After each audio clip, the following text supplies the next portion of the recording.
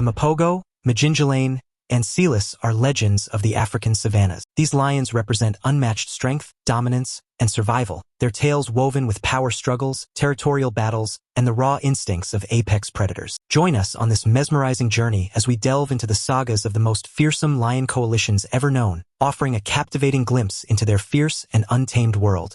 Chapter 1. The Beginning of an Era. The Sabi Sand Game Reserve, nestled at the eastern border of Kruger National Park, was home to the Guseb Pride, one of the largest lion prides in the region. This formidable pride was led by the Spider Pride, composed of 7 lionesses under the dominance of 5 aging West Street males who were past their prime. However, a significant shift occurred when a young male named Makulu, barely 2 years old, joined the Spider Pride in the early 2000s. Initially, his presence was met with resistance, especially when 2 lionesses gave birth shortly after his arrival. The lionesses were not pleased with Makulu's presence. Makulu faced a challenging journey to gain acceptance. With time, as the West Street males aged and the coalition dwindled, Makulu's assistance in hunting big prey earned him the trust and acceptance of the lionesses. As their cubs grew, Makulu formed lifelong bonds with them. By 2002, the cubs had grown into young adults. Rasta, Pretty Boy, and Scar, along with Makulu, spent a lot of time together. Rasta and Pretty Boy, often referred to as the twins, shared a close bond. Dreadlocks, or Scar, was slightly younger but grew up with them. Meanwhile, Mr. T and Kinky Tail, born later, were raised separately from the pride. When the last of the West Street males passed away, the Spider Pride reunited, and Makulu played a crucial role in maintaining their dominance. In 2006, they ventured out to conquer new territories, entering the land of Lolita, who controlled the Odawa Pride. A confrontation led to the disappearance of Lolita, signaling the rise of this new coalition. Chapter 2. The Reign of the Salatis.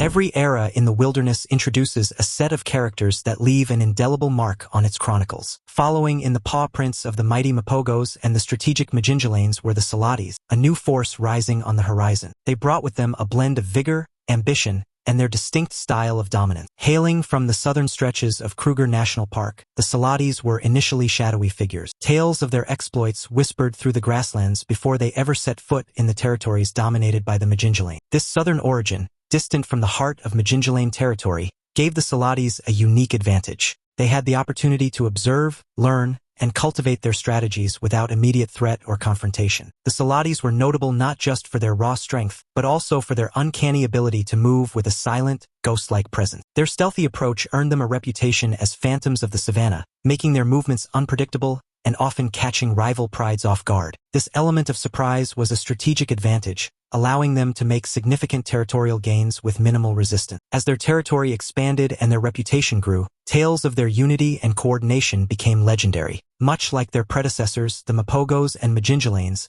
the Salatis understood the power of a united front. Each member brought a distinct set of skills, and they operated with an almost telepathic synchronization, seamlessly transitioning from hunting to defending their territory. Yet, what set the Salatis apart was not just their prowess or unity but their adaptability. The African savanna is a theater of constant change, with shifting alliances, environmental challenges, and evolving prey dynamics. The Salatis showcased the ability to read these shifts and adapt swiftly. Whether it was changing hunting techniques based on available prey or recalibrating territorial strategies based on rival movements, they were always 2 steps ahead. Their interactions with other prides were marked by a mix of diplomacy and dominance. While they had no qualms about asserting their authority, they also exhibited moments of unexpected benevolence, especially towards younger lions. This blend of fierceness and compassion made their rule unpredictable, keeping rival prides constantly on their toes. The heart of the Salatis' story lay in their territorial pursuits, a relentless drive that saw them annex vast stretches of the savannah. Their map of dominance stretched and evolved, bearing witness to their ambition and testament to their rule. Starting from the southern fringes of Kruger National Park, the Salatis expanded methodically. Instead of aggressive, swift takeovers,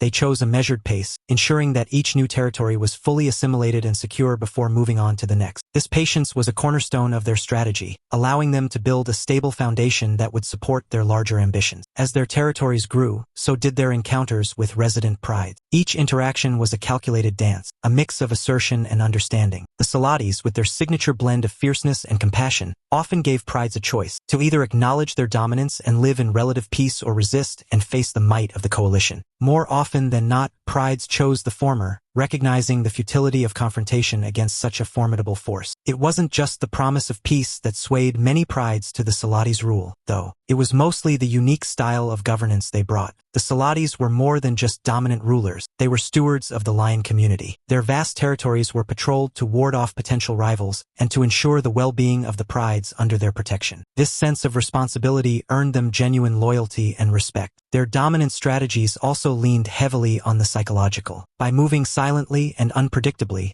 they created an atmosphere of unease among rival males. The message was clear. The Salatis were everywhere, watching and ready to strike if challenged. This silent assertion often dissuaded potential confrontations, maintaining relative peace in their territories. However, their rule was not without conflicts. In instances where prides resisted or ambitious young males sought to challenge their authority, the Salatis responded with decisive force. Their coordinated attacks, born from their innate unity, often overwhelmed opponents, reinforcing their dominance. In the ebb and flow of the African savannas chronicles, certain tales rise above the rest, casting long shadows and leaving imprints that stand the test of time. The Salatis wrote that kind of story. Their legacy, both tangible in the territories they held and intangible in the memories they forged, redefined what dominance meant in the Lion Kingdom. Their approach, a blend of strategy, compassion, and strength, created a rule that was not just about power but also about stewardship. Prides under their domain didn't merely exist in subdued acceptance. They often flourished, a testament to the Salatis' unique guardianship. This sense of responsibility, the idea that dominance came with the duty of care, shifted perceptions across the savannah. The vast territories they held weren't just markers of their conquests but symbols of their vision. Their methodical expansion and careful assimilation of new lands showcased a foresight rarely seen. This wasn't the hasty land grab of a coalition seeking power but the deliberate design of rulers planning for longevity. While their rule had its sunset, the stability they brought to their territories endured, influencing the dynamics of the region long after they were gone. Their psychological dominance, the art of silent assertion, became legendary. By mastering the art of unseen influence, the Salatis introduced a new playbook in the game of power, one that prized the mind as much as might. Subsequent coalitions and young lions sought to emulate this style, making the Salatis' influence resonate across generations. Perhaps the most prevailing aspect of their legacy was the stories they inspired. Every pride they encountered, every young lion that grew under their shadow, carried with them tales of the Salatis. Stories of their compassion, fierce battles, silent prowess, and strategic masterstrokes became a part of the oral tapestry of the savannah. These tales, passed down from one generation to the next, ensured that the Salatis lived on, not just as former rulers but as eternal legends. The stories of these legendary lions, and the enduring impact of their battle on the untamed lands of Sabi Sand, continue to keep us in awe of the wild. Chapter 3. How the Mapogo Coalition Dominated Prides. This force, the Mapogo Coalition, would redefine the hierarchy of the lion world. Initially comprising 6 brothers, the alliance later expanded to 7 with the addition of a lion from an unrelated pride. Their name, Mapogo, is derived from a local word meaning vagabond or bandit, which aptly captured their fearsome and formidable nature. The Mapogo journey began in the western sector of Sabi Sand, a region renowned for its rich biodiversity. As young lions, they ventured away from their natal pride, a rite of passage commonly undertaken by young male lions. Typically, young males form coalitions either with siblings or other young lions they encounter, finding strength in numbers. However, for the Mapogo, this natural inclination to form a coalition had unprecedented consequences, primarily owing to their sheer number and unity. Their initial attempts to establish territory were marked by confrontations with resident males. Territorial disputes like this are a natural aspect of lion behavior, where power, dominance, and the right to mate with resident females are at stake. Yet, what set the Mapogo apart was their brutal approach. In the world of lions, death rarely results from territorial battles, with most conflicts ending in the retreat of the weaker party. However, the Mapogo seemed to defy this norm. Their early conquests were characterized by ruthlessness, often ending with the demise of their rivals. This unyielding approach sent shockwaves through the region, with many viewing them as the harbingers of a new, more ruthless era. The Mapogo strategy was to rapidly expand and solidify their territory with each conquest. As they did so, their domain grew and so did their reputation. Tales of their might and ferocity spread like wildfire among both animals and the humans observing them. The coalition's strength lay not just in their numbers but also in their unity. They operated with precision and coordination that inspired both awe and terror. Their collaborative hunting techniques allowed them to take down prey much larger than themselves, further cementing their status as apex predators. As they aged, the dynamics within the coalition evolved, and the dominance hierarchy, an intrinsic aspect of lion behavior, began to manifest more distinctly. Certain members of the coalition, like the lions named Mr. T and Kinky Tail, were often seen leading the charge in territorial conquests and hunts. These two lions, in particular, became symbols of the Mapogo legacy, with their individual strengths and personalities contributing significantly to the coalition's overall success. In just a few short years, the Mapogo had conquered a vast territory stretching from the western sectors of Sabi Sand to parts of Kruger National Park. Their rule remained unchallenged, and their reputation was unparalleled. With abundant prey and mating rights with numerous lionesses, they secured the perpetuation of their genes. The Mapogo didn't exist to just survive. They existed to dominate in the rawest form. Their intention is glaring, since lion behavior is fundamentally rooted in territory. A pride's territory determines its access to resources, prey, and potential mates. For the Mapogo, territorial acquisition was a manifestation of their unmatched dominance. With each territorial conquest, their sphere of influence expanded, resulting in a territory that became one of the largest ever recorded in the region. It stretched across vast expanses of the Sabi Sand Game Reserve and eventually extended into parts of the renowned Kruger National Park. This extensive territory was not just a symbol of their power, it also provided them with a strategic advantage. The diverse landscapes within their domain offered a variety of prey species, from agile impalas in the grasslands to formidable buffaloes in denser areas. The Mapogo enjoyed a diverse diet that significantly contributed to their health, strength, and longevity. Hunting, typically a pride's responsibility, took on a unique dynamic when the Mapogo were involved as well. While lionesses traditionally led hunts, the Mapogo often participated, leveraging their sheer strength and size. Their hunting techniques were a spectacle to behold, characterized by a combination of stealth, coordination, and brute force. They would single out and flank their prey, taking turns to chase and wear it down. These collaborative hunts, especially when targeting larger prey like buffaloes, showcased their unity and precision. More than just a quest for food, these hunts were exhibitions of power, sending a clear message to any rival prides or nomadic males that ventured too close. The impact of the Mapogo on surrounding prides was profound and, at times, devastating. As they expanded their territory, resident prides were faced with the stark choice to either submit to Mapogo's dominance or risk potential annihilation. The coalition's approach was straightforward. Any pride that posed a threat,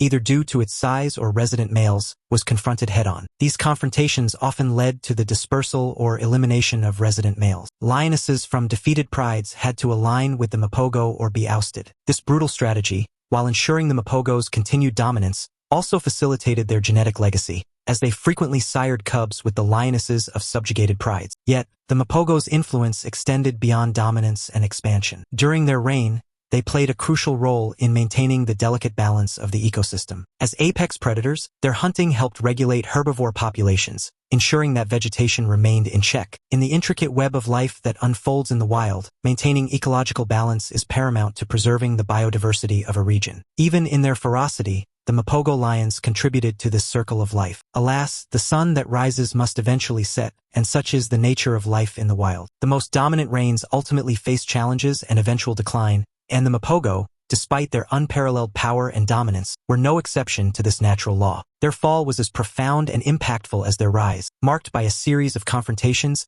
internal dynamics, and the relentless march of time. The first signs of challenges to the Mapogo reign emerged in the form of new coalitions and nomadic males edging closer to their territory. As with any dominant force, their vast territory and influence made them a prime target for ambitious lions seeking to establish their own dominance. These new coalitions, having observed and learned from the strategies of the Mapogo, began to employ similar tactics, often grouping in larger numbers to enhance their chances of success. One such formidable challenge came from the Majinjalain coalition, a group of young, robust lions determined to carve out a territory of their own. Their initial clashes with the Mapogo were testament to their ambition and strength. While the Mapogo had the advantage of experience and a legendary reputation, the Majinjalain had the vigor of youth and a burning desire to establish their rule. Internal dynamics also played a role in the Mapogo's decline. As the years rolled on, age began to take its toll on the members of the coalition. Their once united front started showing cracks, with individual lions often wandering off on their own or in smaller groups. This dispersion made them more vulnerable to confrontations and reduced their collective strength, which had been one of their greatest assets. The defining moment came during a series of intense confrontations between the Mapogo and the Majinjalain. Battles that raged for days resulted in the tragic deaths of some of the most iconic members of the Mapogo coalition. Kinky Tail, a symbol of the Mapogo's strength and dominance, met a brutal end at the paw of the rising Majinjalain coalition. This loss was not just physical but also dealt a significant blow to the morale and unity of the remaining lions. Subsequent years saw the Mapogo retreating from their once vast territories, with the remaining members seeking solace in the fringes of their former domain. The relentless pressure from emerging coalitions, combined with the effects of age and injuries sustained in numerous battles, gradually wore them down. One by one, the legends of the African savanna met their end,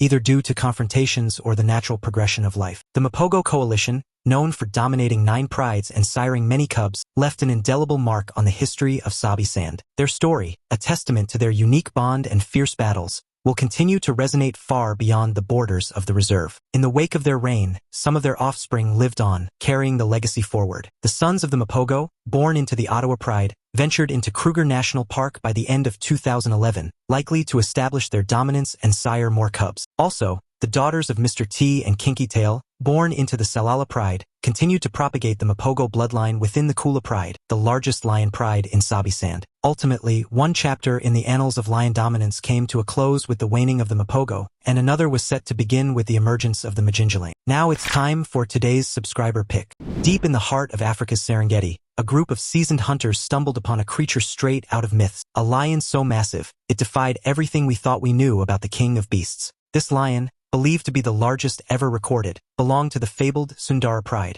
a lineage steeped in lore among local tribes. According to whispered tales, the Sundara Pride's lions were not just animals but symbols of strength blessed by the spirits of ancient warriors. The hunters, initially unaware of the magnitude of their discovery, tracked the lion for days. With paws the size of dinner plates and a mane that seemed to carry the golden glow of the sun, this lion stood over twice the size of a typical male. Measuring over 14 feet from nose to tail and weighing well beyond 1,000 pounds, it dwarfed every predator in its domain. But the story doesn't end with mere measurements. Locals believe this lion was a protector of its land, and its fall signaled a great shift in nature's balance. Was this an extraordinary mutation or a relic of a prehistoric age? To this day, the Sundara Pride remains a mystery, and no lion like it has ever been seen again. Chapter 4. Mapogo's Conquest and Rise of the Majinjalain. The Majinjalain males, aptly named after night watchmen marching with unwavering purpose, have earned their reputation as one of Londolozi Game Reserve's most successful male lion coalitions over the past decade. Their dominance extended over multiple prides, and their territory became so vast that effective patrol required them to frequently split up. Sightings of the entire coalition together were rare, as they maintained their grip on the land. Originating from the Manyuliti Game Reserve, the Majinjalain Coalition was born around 2004 or 2005. By late 2009, the 5 brothers were compelled to leave their natal area and move south into Sabi Sands. Rather than acting as solitary hunters, they chose to work as a united front, roaming like a marauding gang, causing turmoil among the various species dwelling in the region. However,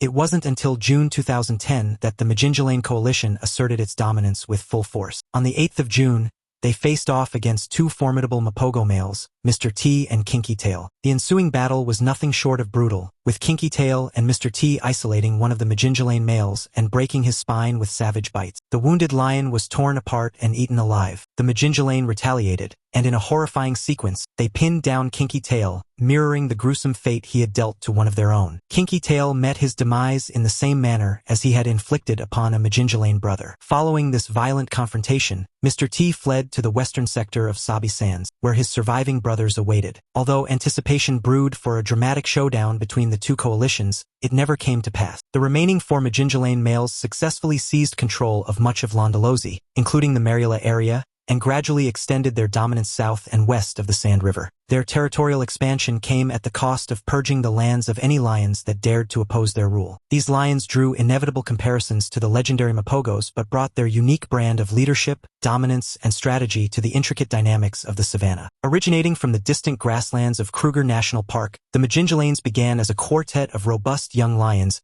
with a clear ambition to carve out a territory worthy of their collective strength. Their early days were characterized by exploration and learning. Observing coalitions like the Mapogos provided these young lions with valuable insights into the strategies and tactics required for territorial dominance. Similar to the Mapogos, the Majinjalains understood the power of unity. They moved with synchronized intent, every action radiating the ambition that burned within them. As they ventured closer to the territories held by the Mapogos, it became clear that a confrontation between these 2 powerhouses was not just likely but inevitable. However, the Majinjalanes displayed a strategic patience that set them apart. Instead of immediate confrontations, they spent time gauging the strengths and weaknesses of their opponents. They observed the dispersed movements of the aging Mapogos, recognized potential cracks in their unity, and waited for opportune moments to strike. This element of patience, combined with their youthful vigor, became a cornerstone of their strategy. When confrontation did occur, the Majinjalanes showcased a brutality that mirrored the early days of the Mapogos. They understood that to establish their dominance, they had to decisively defeat the reigning champions of the land. Battles raged, with the Majinjalanes often emerging as the victors, slowly chipping away at the territories and the morale of the Mapogos. Their first conquest involved the revered Salala Pride, where they eliminated 8 subadults, leaving only 4 young lions, lionesses, and their 3 mothers. Astonishingly, 2 of the adult lionesses submitted to the Majinjalane males, engaging in mating rituals with the very lions that had brutally killed their own cubs mere months prior. Nature's complex mechanisms sometimes result in seemingly paradoxical outcomes, ensuring that only the fittest and most robust genes survive. During their prime rule over Sabi Sands, the Majinjalanes asserted control over a staggering 267 square kilometers, or 26,676 hectares, of land. To grasp the enormity of this territory,